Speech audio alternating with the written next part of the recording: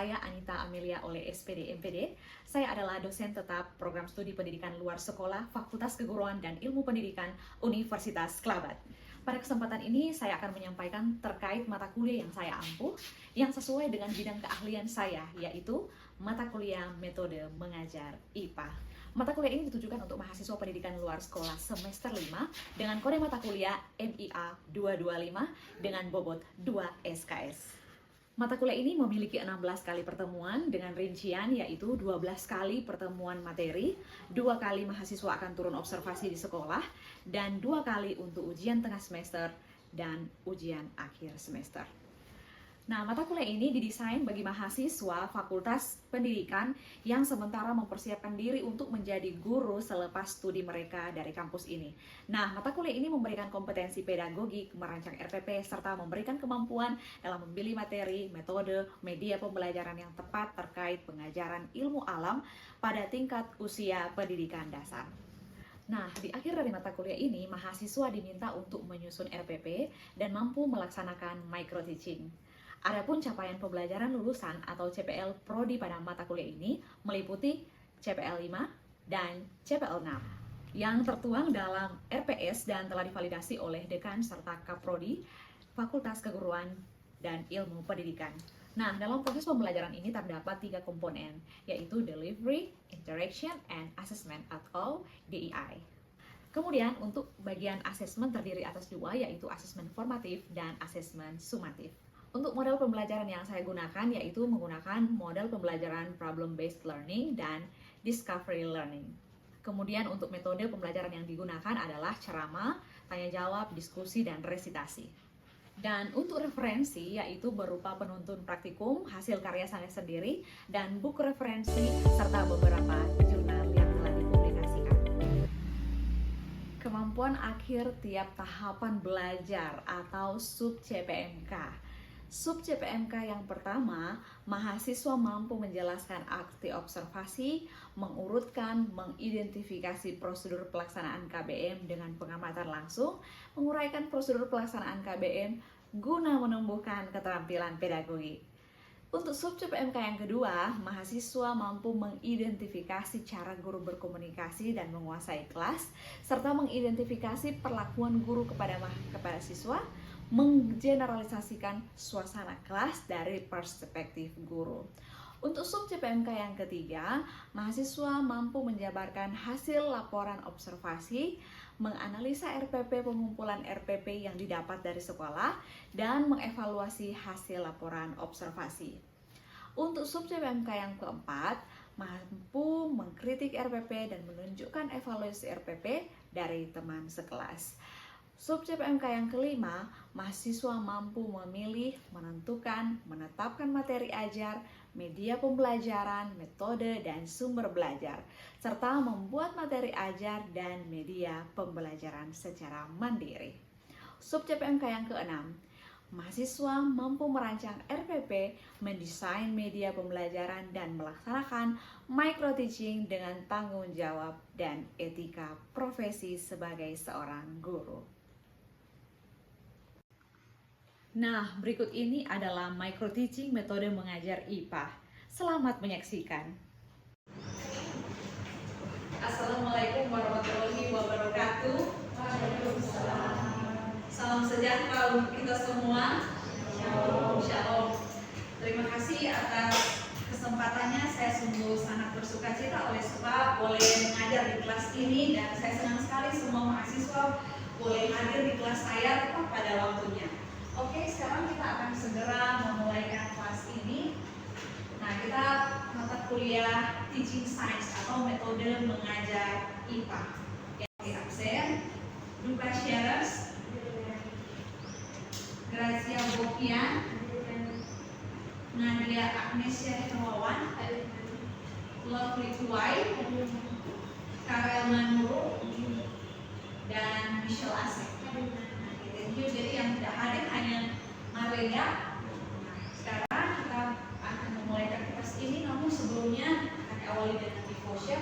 Saya minta kesediaan dari sharers, boleh tutup kita dalam doa buka untuk mengikuti devotion. Boleh tampil di depan sharers.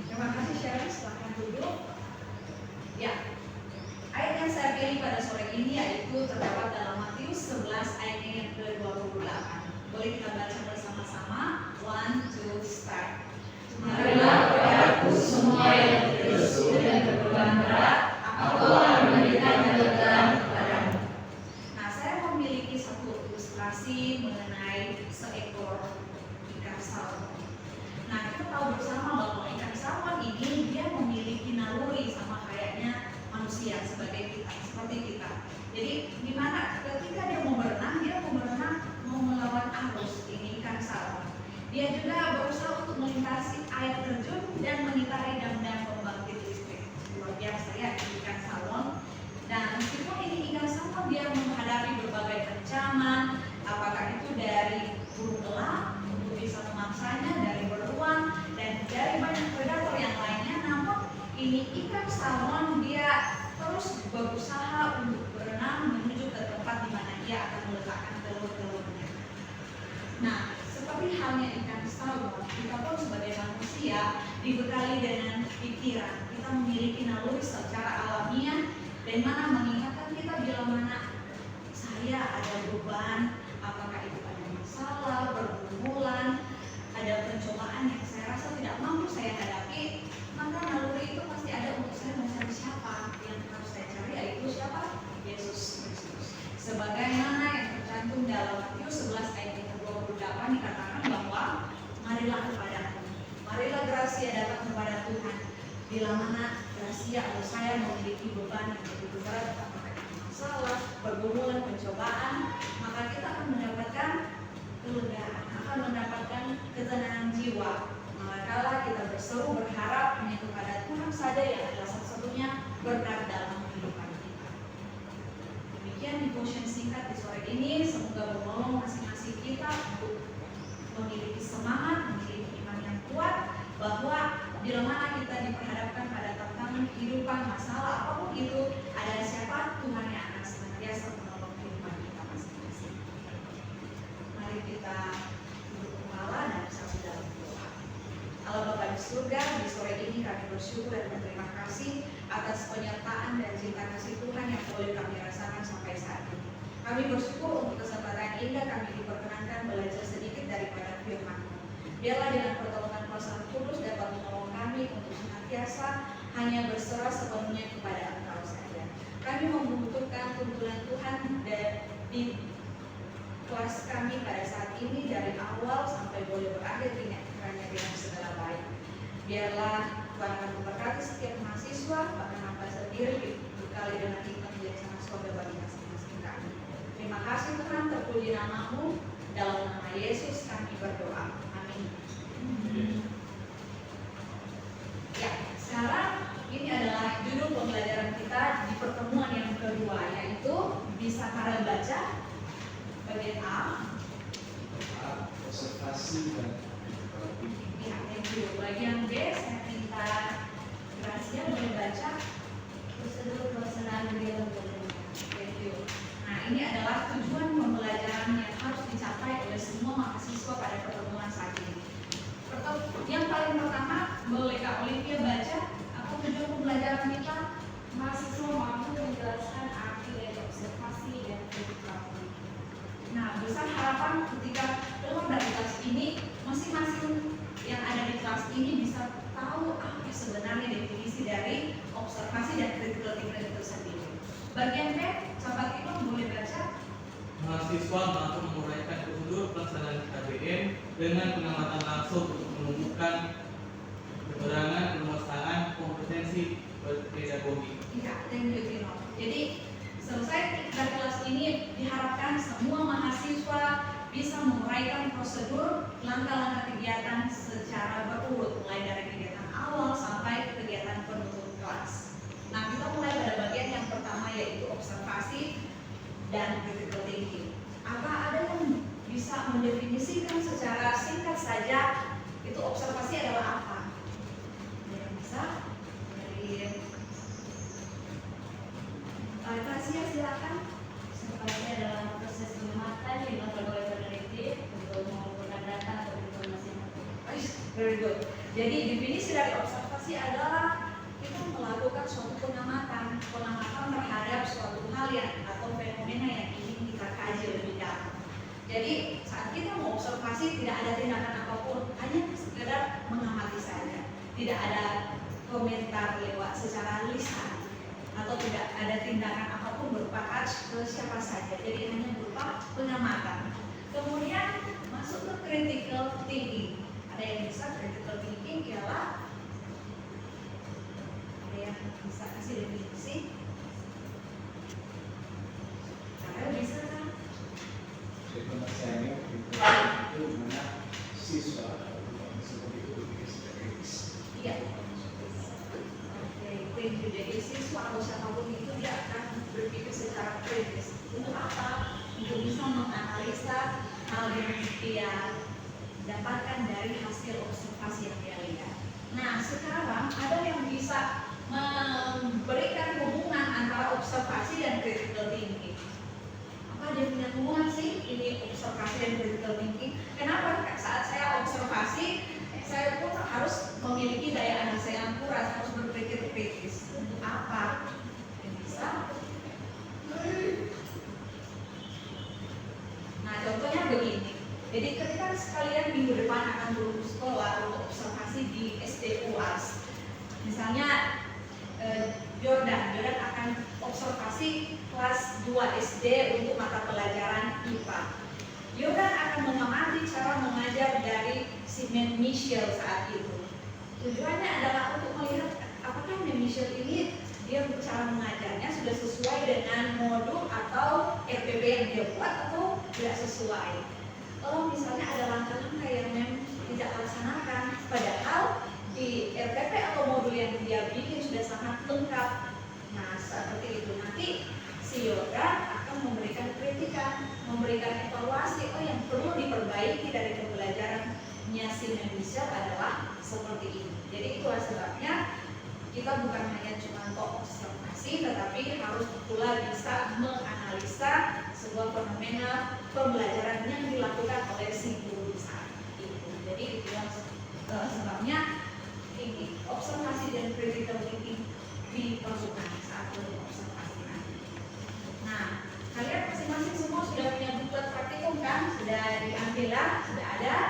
Oke, di halaman yang ke-11 di situ ada tabel yang harus kalian isi. Nah, tabel itu adalah berupa aspek-aspek apa yang akan kalian amati manakala kalian mengikuti pembelajaran yang diajarkan oleh Mem Michelle.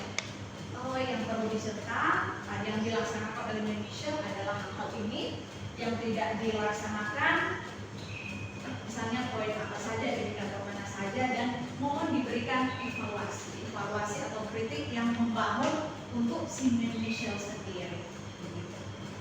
Sampai di sini apakah ada yang ingin bertanya terkait observasi dan critical thinking? Apakah ada pertanyaan? Belum ada? Bisa lanjut? Oke. Sekarang saya ingin membagi semua student kelas ini jadi 3 kelompok ya. Ini kelompok 1, 3 orang, Gracia, Ken, Jordan. Kelompok 2, Sabatino, Michelle, dan Karen. Nanti kelompok 3, Lapli, Nesa, Olive, dan Sharers. Jadi ada 3 kelompok. Apa yang akan kalian diskusikan? Nah, yang akan kalian diskusikan mengenai prosedur pelaksanaan kegiatan belajar mengajar di tingkat sekolah dasar. Nah, ada 3 tingkat, yaitu kegiatan awal, kegiatan inti, dan kegiatan penutup atau kegiatan akhir. Tugas dari kelompok 1 adalah mau kalian diskusikan kira-kira yang perlu diuraikan langkah-langkah untuk kegiatan awal apa saja. Nanti akan dipresentasikan. Kemudian kelompok 2 kegiatan inti, dan yang terakhir kelompok 3 adalah kegiatan akhir dari prosedur kegiatan pembelajaran. Waktu berdiskusi itu hanya 5 menit ya kalau boleh, tapi kalau ada kelompok yang sudah, kita secara berurutan dari 1, 2, 3. Sambil kalian berdiskusi, ada video yang bisa dilihat sekilas terkait pembelajaran ini. Silakan berdiskusi. Nanti mohon masing-masing kelompok menyiapkan juru bicara. Mohon waktu berdiskusi hanya 5 menit, paling lambat 5 menit ya.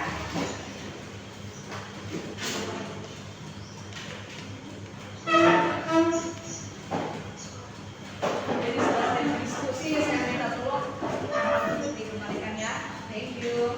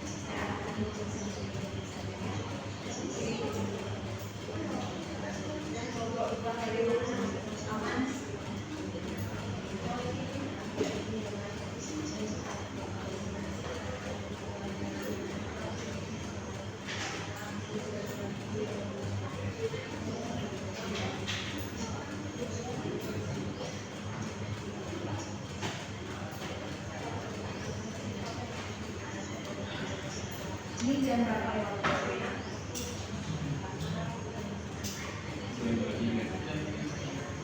Ya, jadi sekira 5-7-an selesai. Oke.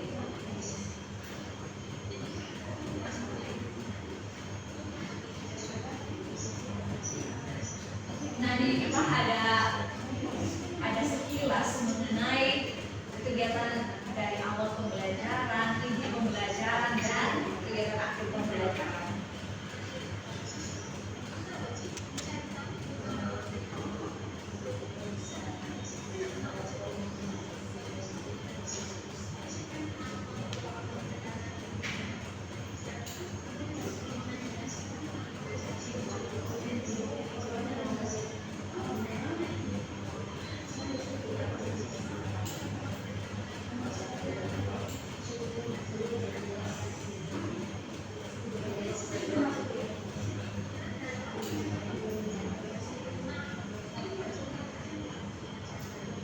Nah, di bagian kelompok 1 bisa kalian mau menjelaskan pra pembelajaran juga boleh tambahkan. Pra pembelajaran itu artinya sebelum kalian mengajar, kira-kira apa yang perlu dipersiapkan.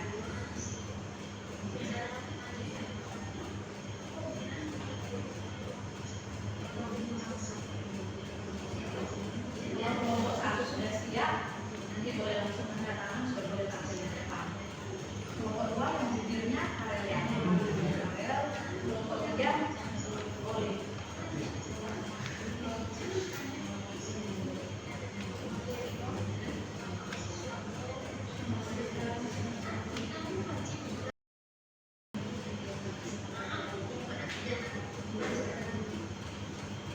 Kelompok 1 sudah siap? Sudah. Tetap. Kelompok 2 sudah Yuri? Yes. Kelompok 3 aman? Sudah. Oke. Sekalipun masih ada 2 menit, tapi saya lihat semua sudah selesai. Ya, kita boleh langsung presentasi. Mohon kelompok yang lain memperhatikan. Dan kita akan melihat apakah ada hubungan antara kegiatan awal, kegiatan ini sampai ke kegiatan akhir. Oh, nanti kelompok 2 boleh koreksi ya. Misalnya kelompok 1 dia punya jawaban X harusnya masuk di kegiatan inti, tapi sudah dibikin oleh kelompok 1. Atau begitu juga dengan kelompok 2 dan kelompok 3. Mari diberikan kesempatan kepada kelompok 1. Silakan. Ya.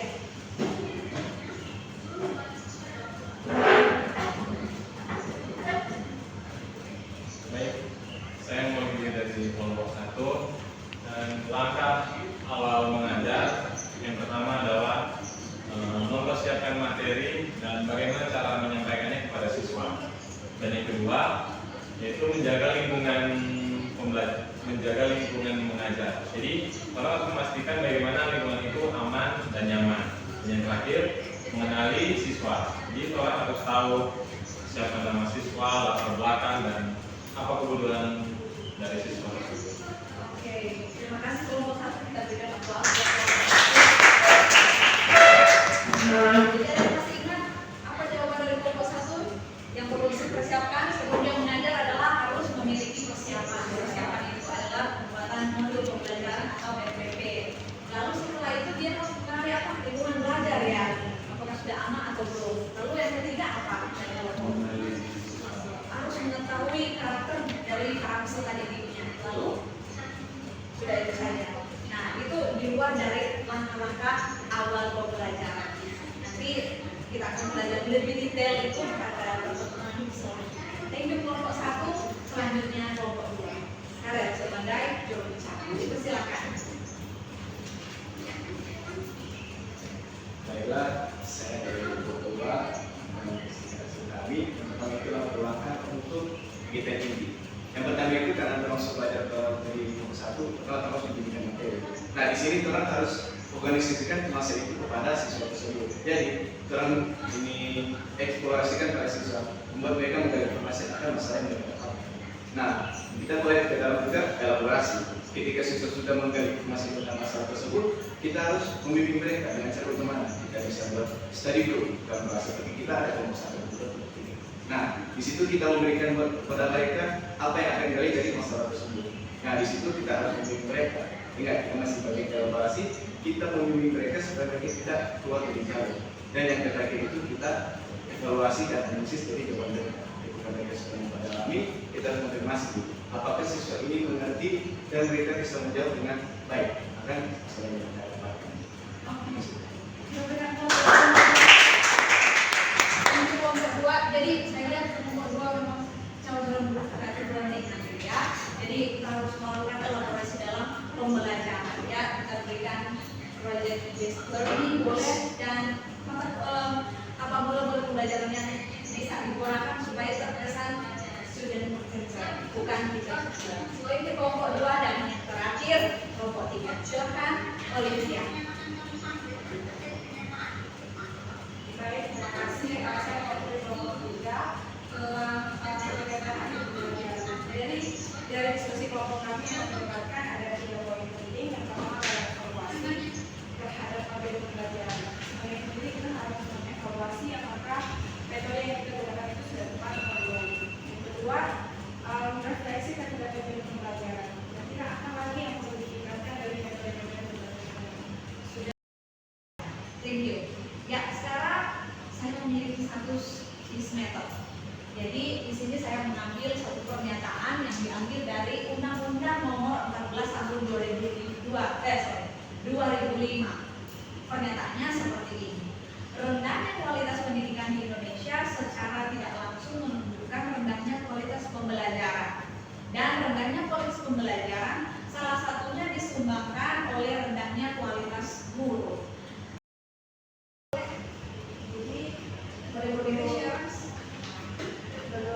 saya yang harus dilakukan oleh seorang pendidik itu dia harus mengikuti pelatihan dan pengembangan profesi. Dan yang kedua, meningkatkan keterampilan yang didapat dari pengembangan profesi yang diikuti.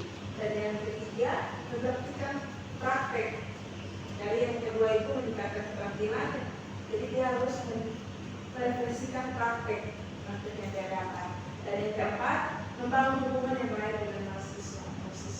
Jadi ketiga contoh di atas itu tidak akan berhasil ketika guru itu tidak membangun hubungan yang baik dengan mahasiswa. Itu kita berikan proses belajar. Jadi pertama kita harus siap untuk mengupgrade diri.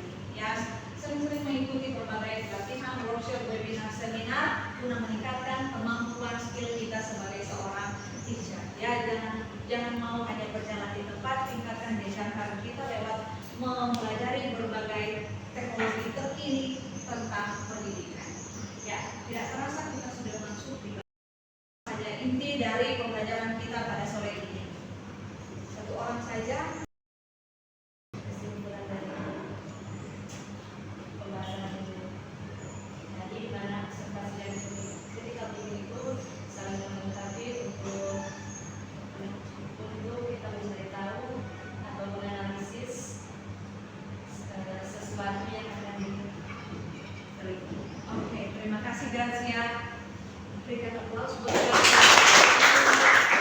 Kita telah membahas mengenai definisi observasi, critical thinking, bagaimana hubungan keduanya bisa dilaksanakan ketika kalian membuat tugas yang perdana nanti. Jadi minggu depan kita tidak ada pertemuan, tapi mohon semua langsung turun langsung ke sekolah di SD UAS. Kemudian mohon kalian konsultasi dengan guru kira-kira schedule-nya kapan, menyesuaikan dengan schedule dari mahasiswa di kelas ini supaya tidak tabrakan dengan mata kuliah kalian.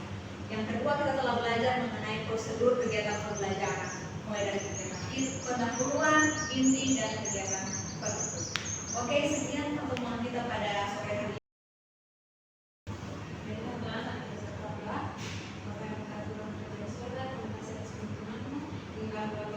Mengakhiri kelas kami dengan baik, bisa berterima kepada teman-teman masing-masing karena yang telah menuntut kami untuk berbagi amalan masing-masing. Tidak ada doa dari Bapa, hanya drama, Yesus amin. Amin. Thank you Krista, silakan duduk. Jangan lupa ya tugasnya untuk hasil observasi minggu depan disubmit di Google Classroom. Saya sudah bikin foldernya, mohon disubmit tepat pada waktunya. Kalau late, sekalipun perfect hasil observasi kalian, tapi ada potongan nilai kalau late. Terima kasih semua, kita jumpa minggu depan.